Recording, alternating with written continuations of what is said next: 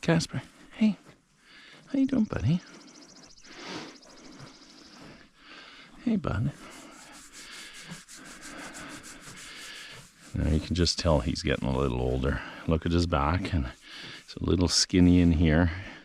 He will fill out, but it takes him longer because he's older. And in the winter time, you got to be a little bit more aware of this guy because he's not going to get as much out of the food. So floating his teeth is important. And you know what? Starting to give him the light loads on the trail.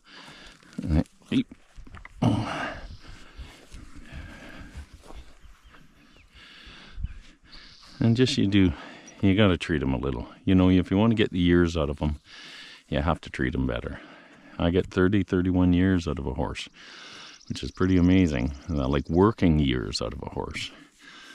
Not a lot of people get that. And you get that by being aware of your horses, by being in tune with them, by making sure they have freedom. Friends is the most important thing. Never have a horse by itself. I've got a neighbor who's got a horse by itself, and it's the cruelest thing you can do to a horse. Even if you get a goat, you know, just get something to be with a horse. Just mentally, it does everything for a horse. They are herd animals, and they need somebody with them. You know, it's what's up, buddy? But anyways, that's 3 pretty happy horses, and they didn't run away as bad as they could have. I have no illusions. In the springtime, I'm on my own. I've had to chase these guys in the springtime. In the fall, it'll never happen. And I mean, I use grain too. I've got a little jar of grain that I shake, and they'll come running to that in the fall, you know. Do it as easy as possible. You don't want to chase them. You don't want to teach them that you're chasing them. You want them to come to you and understand that they want to be with you. And inevitably, you know, everything you do that's positive, these horses are going to give you a positive reaction. It's like a human being. When you meet a new human, smile. And what you get back will pay off. Guaranteed they're going to smile back at you. So there's your first lessons in horses. And it's not rocket science. I don't know if it's even wisdom, you know, that most people wouldn't understand, but there's a lot more to these horses than you think. When we get in shit, every one of these horses looks to me to bail them out. You know, I've had that guy there so far into muskeg that there's no way he could move. I've slowly got off him. He's waited for me. He knows not to move. I've unloaded my gun. I've unloaded my pack. I've moved it all to the side. Got all the weight off him. Everything that would hurt him. And then I'll get a lead rope. Put a lead rope on him. And I'll make sure I get about, I'll find my exit. And then the word I use is ballistic. And as soon as I say ballistic, out of the holes they come. And it's just a freaking dirty, flying mud mess thing. But you know what? It's happened a few times. You know, there's muskeg in the bush all over the place. Even in the weirdest spots, there's muskeg. I've had to pull a horse out with a horse before. You know, and I've just had shit happen. I've had shit happen. We'll get into that later. But inevitably, you know, if they listen to you, if they trust you, they will let you get them out of shit. And they will stay calm until you get them out of shit, which is the most important thing. Because if they freak out when they're in shit, they will hurt you, hurt themselves mainly, and hurt you. You know, I've actually, another story, another day, I've been drugged by a horse too, so I know what it's like to get hurt by a horse. Okay, guys, I'm going to head her. Your water's going to be full, okay? Okay? One more kiss, buddy. One more kiss. Mwah.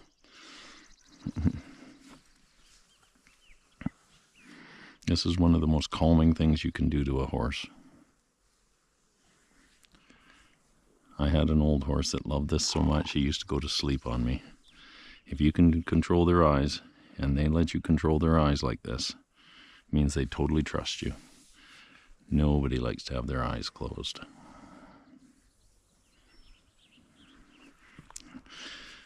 And I had a Whisper. He used to, I'd do that with two hands, and I'd brush his eyes, and I'll be darned if he didn't freaking literally fall asleep and start snoring on me almost.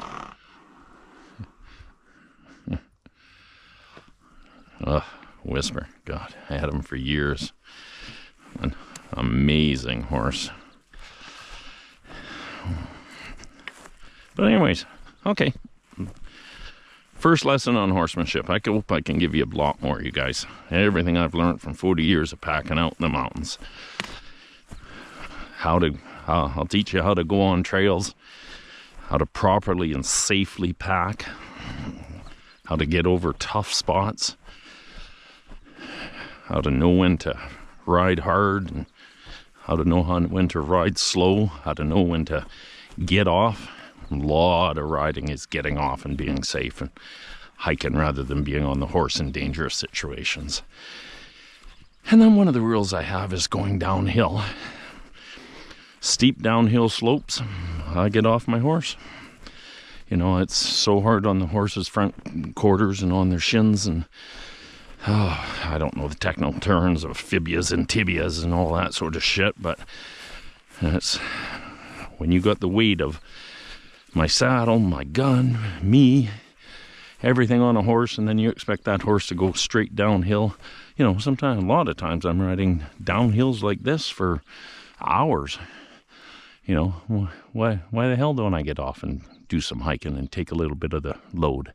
You know, when I'm going uphill, that's why I freaking feed these horses and treat them good. When I'm going uphill, them goddamn horses are going to work their asses off. Simple as that.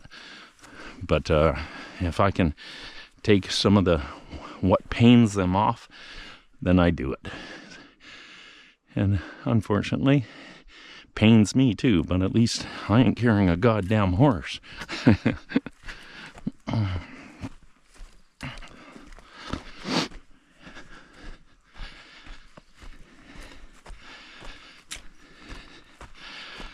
Nothing hurts a horse when it's going uphill. I mean, it works hard, but it doesn't hurt him. It's just like me. Nothing about going uphill hurts me. It's just freaking good for me. Dig in and do it. Once you're up in the high mountains, just do it slower. You gotta get oxygen into your lungs. Take your time. You know, life ain't a race. It's a journey.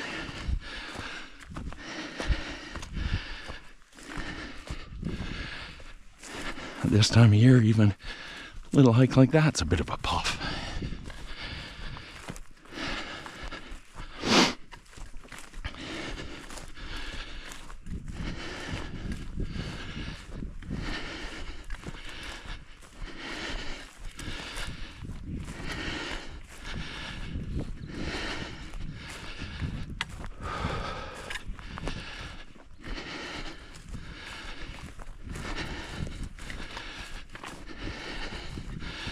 Go get him, guys.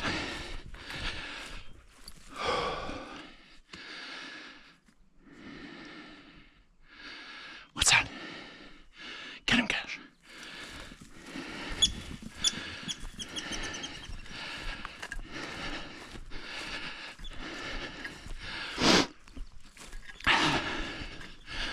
That was a marmot. The dogs love going after them. There's literally hundreds of them.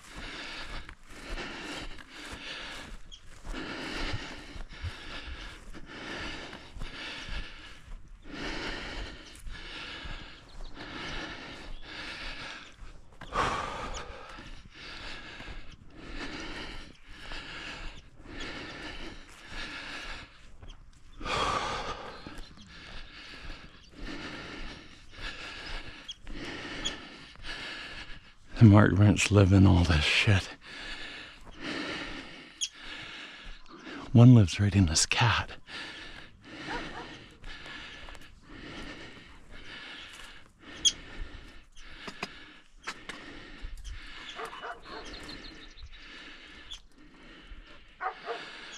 See all the shit?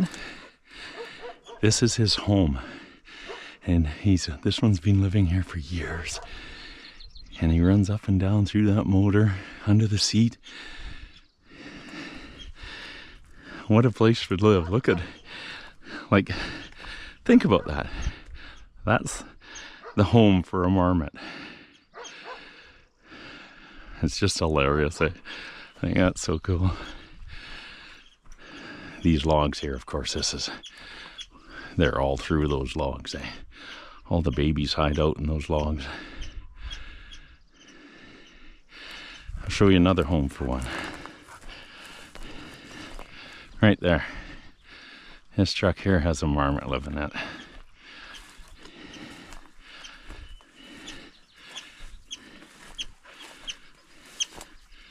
Oh, there's one in here too.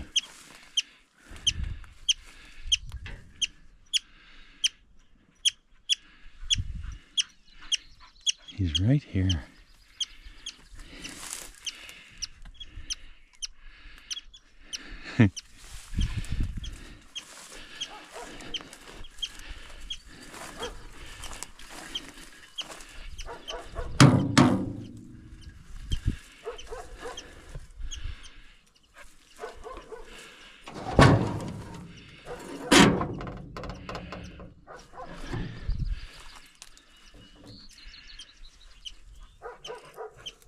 And I don't see him.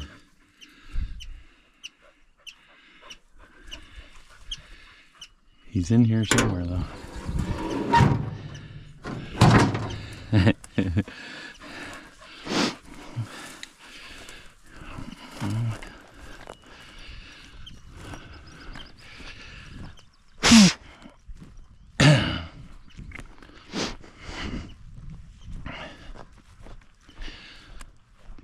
So this is awesome. Got a little hike in before 7 o'clock. Visited the horses. Ended up doing the water, putting a new pump on the water. I got my friend Stephanie looking after the water for me. Me and Stephanie came out here about a weekend ago, and we found out I've had this pasture for ages and I never ever thought to look for asparagus. And so we're hiking here, and I'll be darned if I didn't find asparagus. So this is asparagus right here. That's what it looks like when it's grown. Now, in order to find edible, the horses love it too. So if you look at that, that's the horses that ate all that. You want to find the new shoots coming up. But you also want to make sure that these little seeds grow. So here's a nice little one, but that's not a real good one. They're getting tougher now because they're older. And you want to make sure, unfortunately the horses do that, but hopefully they leave enough that seeds fall, and then next year, you know, these bunches will grow. So there's one. Here's another nice bunch over here. Oh, here's a nice bunch here too.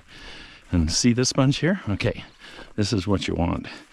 You want to make sure you leave enough that it goes to seed like that. And if it gets to seed like that, the horses won't eat it because it's a little tougher. They like this fresh shoots. Oh, look at this. Oh my God. Okay, look at this. That's a fresh one. And it's delicious. It never, oh my God. It never makes it to my house. I never ever go asparagus hunting and bring any home. I eat it all fresh in the field. It's so good when you pick it fresh and raw. There's another prime example. Oh, juicy little one. Okay, can you see that little guy right in amongst the horse shit? Look how tender it is. Watch, just snaps off. Oh my God, that's good. Okay, I gotta check every bunch now.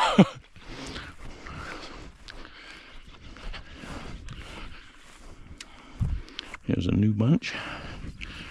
Another new bunch here. Sometimes it's hard to see the new shoots that are coming up. You saw how small that one was. Oh. They've both gone. See, once they spread out like this, they're not tender anymore. You got to get them when they're the single shoots going up. And if you catch them early, sometimes they can be like a 1/4 inch round, you know, and they're just freaking delicious. Oh, I had a couple. If all I get is a taste of them, I'm good. And if as long as enough have gone to seeds to keep it growing. Oh, there's another batch.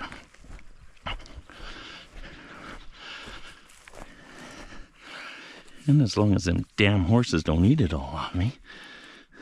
Those are pretty smart horses that eat asparagus, the bastards.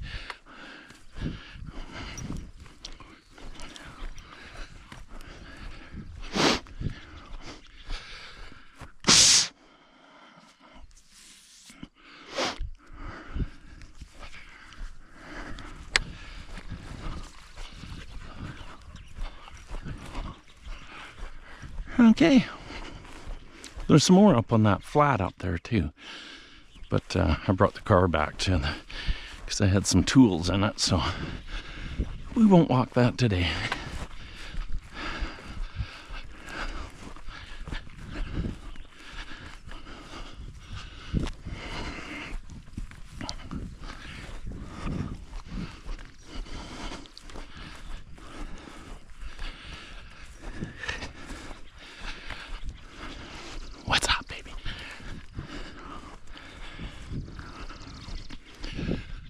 So in the fall, we have a couple of resident bears that come down and visit us every year.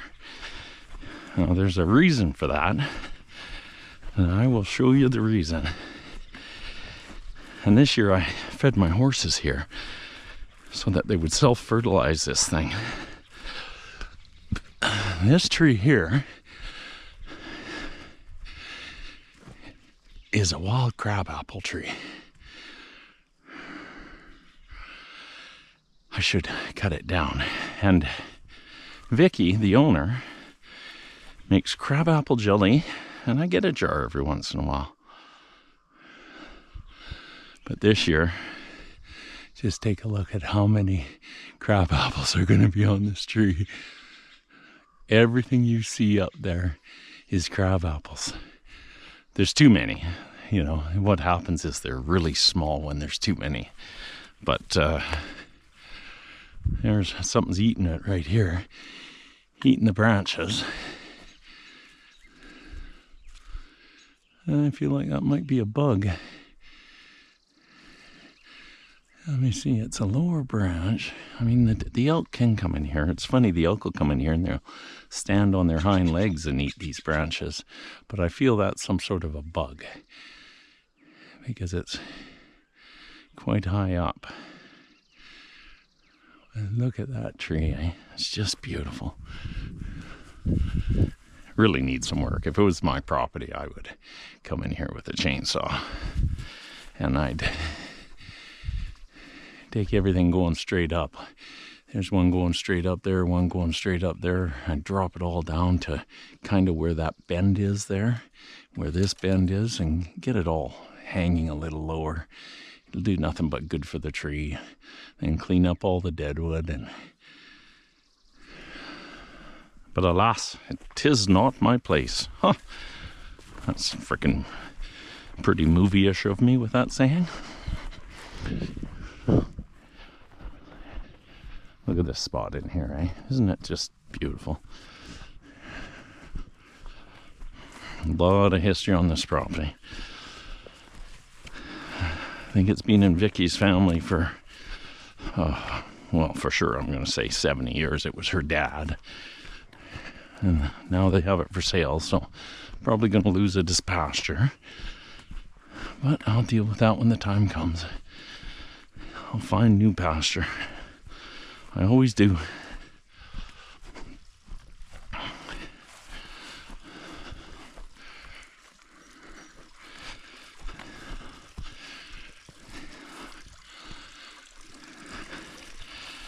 Fix the pump and now it's running good. So I think I showed this to you guys before.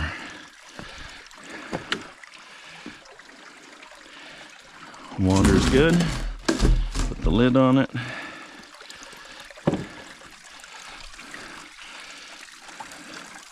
Three good tubs of water here. Guaranteed there's a month's worth of water, but I check it every week. Then when it overflows, the dogs get to have a little drink. And I brought a spare battery out. Just because Stephanie's gonna look after it and I want her to be safe and not have to try to drag a battery out herself. Okay, get that on the solar charger. Put this underneath. And there we go. That's it. What's up, hobos?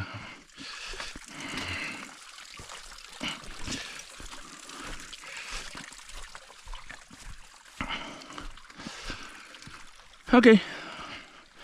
Off we go. Hope you guys enjoyed that little hike. Actually, probably a bigger hike than a lot of people do, but to me, that's a little hike. That's a warm-up. It feels so good just to do it. Okay, signing off. GoPro, turn off.